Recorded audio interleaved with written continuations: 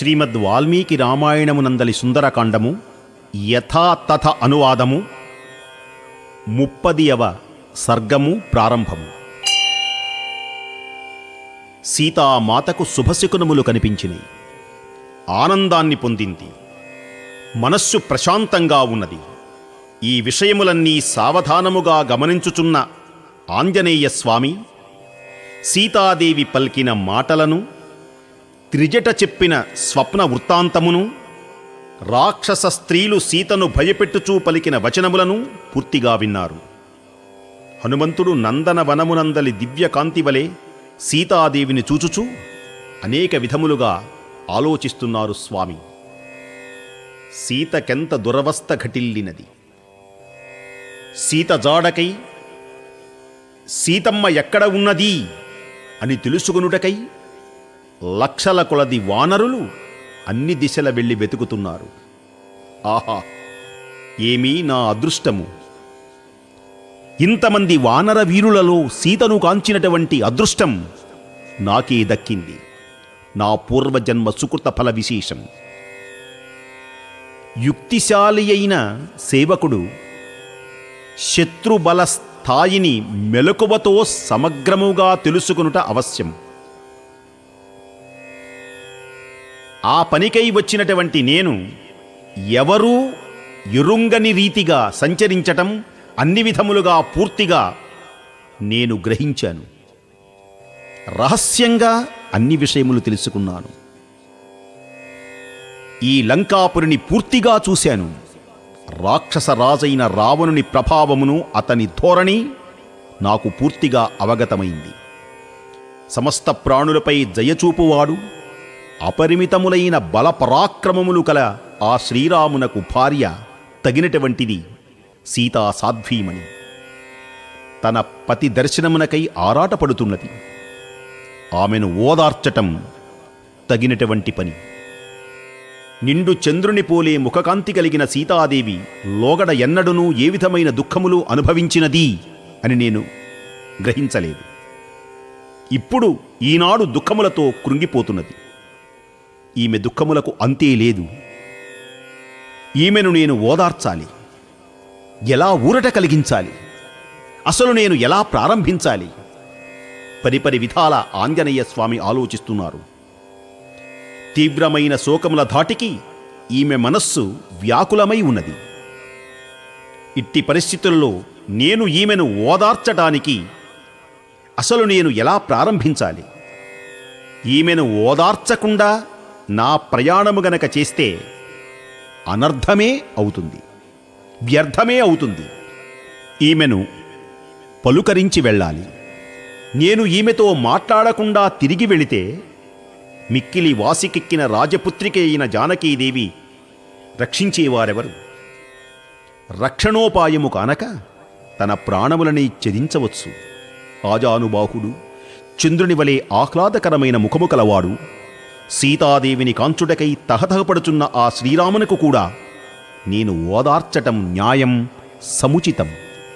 రామా, నేను సీతను చూచాను, సీతతో మాట్లాడాను, సీతకు ధైర్యాన్ని కొలిపి వచ్చాను అనేటువంటి మాట నా రామునకు ఆనందాన్ని కలిగిస్తుంది. ఈ రక్కసి మూకల ఎదుట ఈమెతో మాట్లాడడానికి వీలు కాదు. అసలు నేను ఇప్పుడు ఏమి చెయ్యాలి? నేను ఎలా తెలియచేసుకోవాలి? ఆహా, గొప్ప క్లిష్ట పరిస్థితుల్లో నేను పడ్డాను. ఇక రాత్రి సమయం క్రొద్దిగానే ఉన్నది. ఈమెను ఈ సమయంలోనే ఓదార్చకపోతే తన యొక్క జీవితాన్ని ఈమె చాలించేది తథ్యం. దుఃఖమును భరించలేకపోతున్నది. ఇందులకు ఏమాత్రమూ సందేహం లేదు. సీత నన్ను కూర్చి ఏమని పలికినది అని శ్రీరాముడు నన్ను అడిగితే, రామా, సీతను పలకరించలేదు అని నేను ఎలా తెలియచేసేది? సీతాదేవితో సంభాషించకుండా వెళితే నన్ను గూర్చి ఏమన్నది అని పలికిన రామునకు నేను ఏమి సమాధానం చెప్పేది? సీతా సందేశం పొందకుండానే నేను తొందరపడి వెళితే రాముడు క్రుద్ధుడై నా వైపు చూస్తే ఆ వాడి చూపులలో నన్ను దహించి వేస్తాడు. నేను దగ్ధమైపోతాను. రామకార్యార్థము ఇచ్చటికి వచ్చుటకై సుగ్రీవుని నేను ప్రోత్సహించినచో సైన్య సహితముగా అదీ వ్యర్థమైపోతుంది. సీత మరణించిన తర్వాత ప్రయోజనమేమున్నది? నేను ఇక్కడనే ఉండి రాక్షస స్త్రీలు ఆమె దగ్గర లేనప్పుడు గాని, వారు ఏమరపాటున ఉన్నప్పుడు గాని శోకతప్తయై ఉన్నటువంటి సీతాదేవిని మెల్లగా ఓదార్చాలి. నేను ప్రస్తుతం సూక్ష్మరూపుడను, మీదు మిక్కిలి వానరుడను. సామాన్య మానవుల రీతిలో నేను ఆమెతో సరళమైన భాషతో వినయంతో మాట్లాడతాను. ఎలా మాట్లాడాలి, ఎలా పలుకరించాలి? పోనీ నేను ద్విజునిలా సంస్కృతంలో గనక మాట్లాడితే ఎలా ఉంటుంది? సీతాదేవి నన్ను రావణునిగా తలచి భయపడుతుంది. ఒక వానరము ఇంతటి సంస్కృతంలో మాట్లాడటమేమిటి? అవివేకం అని అనుమానించవచ్చు. నేను సరి అయిన రీతిలో సామాన్య మనుష్య భాషలో అర్థవంతంగా మాట్లాడటమే యుక్తం. అట్లు కాకపోతే అన్యం పుణ్యం ఎరుగని ఈమెను అనునయించటము ఎలా, ఓదార్చటము ఎలా? ఇంతకుముందే రాక్షసుల వలన ఈమె భయకంపిత అయినది. ఇప్పుడు నా వానర రూపాన్ని చూచి, నా మానుష భాషను చూచి మిగుల భీతిల్లుతుందేమో. బుద్ధిమంతురాలు తల్లి విశాలాక్షి అయిన సీతాదేవి నన్ను కామరూపుడైన రావణునిగా భావించి మిక్కిలి భయపడి పెద్ద పెద్దగా కేకలు వేస్తుంది. ఆ కేకలు విని యమకింకరల వలె ఘోరముగా ఉన్న రాక్షసి మూకలు వెంటనే వివిధములైన ఆయుధాలతో నా మీదకు వస్తారు. వికృతమైనటువంటి రూపములు కలిగిన ఆ రాక్షస స్త్రీలు అన్ని వైపుల నుండి చుట్టుముట్టి నన్ను పట్టుకొని చంపడానికి యత్నం చేస్తారు. వారికి అందకుండా నేను మహావృక్షముల స్కంధములపైకి ఎగబ్రాకి శాఖోపశాఖలపై గంతులు వేస్తూ పరుగెడుతుంటే చూచి ఆ రాక్షస స్త్రీలు భయ సందేహాలకు లోనవుతారు. ఈ వనమున అటూ ఇచూ సంచరించుచున్న నా మహద్రూపమును పరికించి చూచి వికృతాకారులైన ఆ రాక్షస స్త్రీలు గజగజ వణికిపోతారు. ఆ తర్వాత వీరందరూ రావణుని భవనానికి వెళ్ళి ఆయన పరివారంలోని రాక్షసులతో మొరబెట్టుకుంటారు. అప్పుడు ఆ రాక్షసులు శూలాలు, బల్లేలు, ఖడ్గాలు, వివిధములైనటువంటి ఆయుధములు ధరించి పోరాడడానికి శీఘ్రముగా ఇక్కడికి వస్తారు. వారందరూ అట్లు నన్ను చుట్టుముట్టి ఆ రాక్షస సేనలను పరిమార్చుచూ నేను మహాసముద్రము యొక్క ఆవలి తీరమునకు చేరలేకపోవచ్చు. నన్ను బంధించవచ్చు, ఏదో ఏదో జరగవచ్చు. చురుకైన కొంతమంది రాక్షసులు నా మీద పడి నన్ను పట్టుకొని వధించి వెయ్యవచ్చు. ఈ స్థితిలో నేను శ్రీరామునికి సందేశమును సీతాదేవికి అందింపజాలను. నేను వచ్చిన పని నెరవేరదు. నేను రామదూతనై వచ్చాను. సీతా సందేశాన్ని, శ్రీరామచంద్ర ప్రభు యొక్క దివ్య సందేశాన్ని ఇరువరకు అందించవలసిన బాధ్యత నా మీద ఉన్నది. హింసా ప్రవృత్తియే రాక్షసుల యొక్క నైజం. జానకీదేవిని చిత్రహింసల పాలు చెయ్యవచ్చు. అందువలన రామసుగ్రీవులు నాకు అప్పగించిన సీతాన్వేషణము అని పేరు కలిగిన ఈ కార్యం భగ్నమైపోతుంది. జానకీదేవి ఉంచబడిన స్థలము ఎవ్వరికీ తెలియని రహస్య ప్రదేశం. ఇక్కడకు చేరడానికి మార్గాలే లేవు. దేనికని? దీని చుట్టూ సముద్రం ఉన్నది. అంతేకాక పెక్కుమంది రాక్షసులు నిరంతరం ఈమెను కావలి కాస్తున్నారు.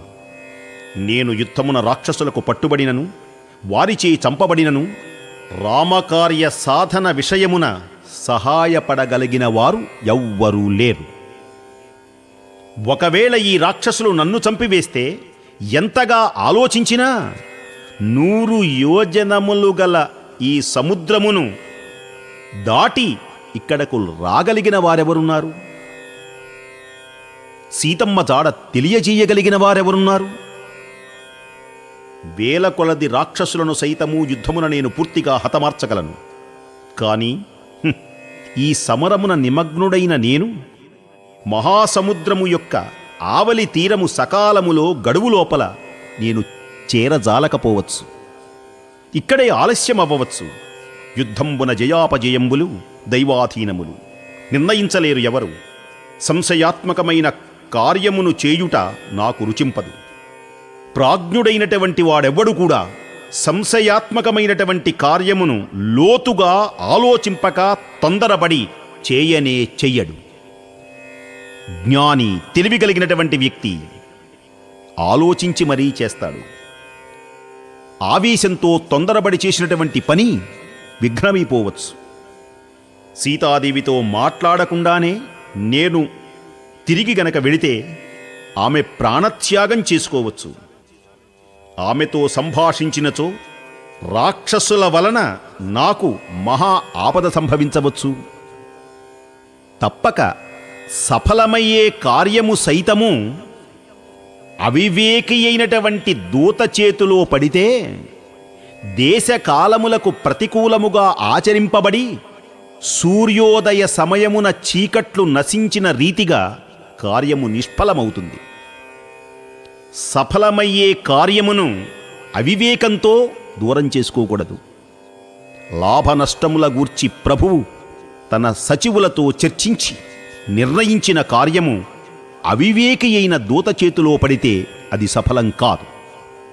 అసమర్థులైనను తాను సమర్థులు అనుకుంటుంటారు కొందరు అవివేకులు, దూతలు.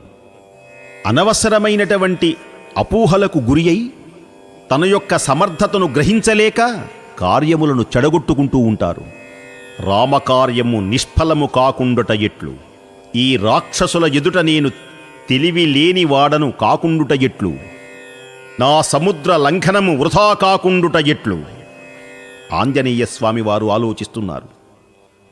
సీతాదేవికి భయ సందేహములు లోను కాకుండా ఈమెకు నా మాటలు ఎలా వినిపించాలి? నేను వచ్చాను, రామదూతనై ఇక్కడ ఉన్నాను అనేటువంటి విషయం ఎలా తెలియచేయాలి? ప్రజ్ఞాశాలి అయిన ఆంజనేయ స్వామి ఇలా నిశ్చయించుకుంటున్నాడు మహానుభావుడు. శ్రీరాముడు ఎట్టి క్లిష్ట కార్యమునైనను అవలీలగా నెరవేర్చువాడు. ఆయన నాకు స్వామి. ఇప్పుడు ఈమె మనస్సు రామునియందే లగ్నమై ఉన్నది. నాకు ప్రభువు రాముడు, సీతకు ప్రభువు రాముడు. ఆపదామపహర్తారం దాతారం సర్వసంపదాం లోకాభిరామం శ్రీరామం భూయో భూయో నమామ్యహం. నాకేమిటి, సీతమ్మకు ఏమిటి? పిపీలికాది బ్రహ్మపర్యంతంలో ఉన్న సకల చరాచరమునకు ప్రభువు రామచంద్ర ప్రభువు. కాబట్టి ఆయనను కీర్తిస్తాను, రామునే కీర్తిస్తాను. సీతమ్మ యొక్క భయములను సందేహములను దూరం చేస్తాను. నేను ఈమె కంటబడితే ఈమె ఉద్వేగంలో అవుతుంది. నేను ఈమె కంటపడను. తరుశాఖల మీద నుంచి రామకథను ఆలపిస్తాను. రాముని యొక్క గుణ సంకీర్తన చేస్తాను. ఆమెకు ఆనందం కలుగుతుంది. రాముని పొగిడినా, రాముని స్తుతించినా ఈ లోకమే శాంతిస్తుంది. ఇక సీత హృదయం ప్రసన్నురాలై నన్ను అనుగ్రహిస్తుంది అని మహానుభావుడైనటువంటి ఆంజనేయ స్వామివారు ఆలోచిస్తున్నారు. ఇక్ష్వాకు వంశజులలో సర్వశ్రేష్ఠుడు పరమాత్మస్వరూపుడైన శ్రీరామునకు సంబంధించినది శుభకరములు ధర్మయుక్తములైనటువంటి సమస్త విషయములను నేను ఈనాడు వివరిస్తాను. మృదు మధురమైనటువంటి వచనములతో రామకథను ఆలపిస్తాను. ఈమెకు పూర్తిగా విశ్వాసము, శ్రద్ధాసక్తులు, మనశ్శాంతి కలిగించేటువంటి విధంగా నేను చేస్తాను.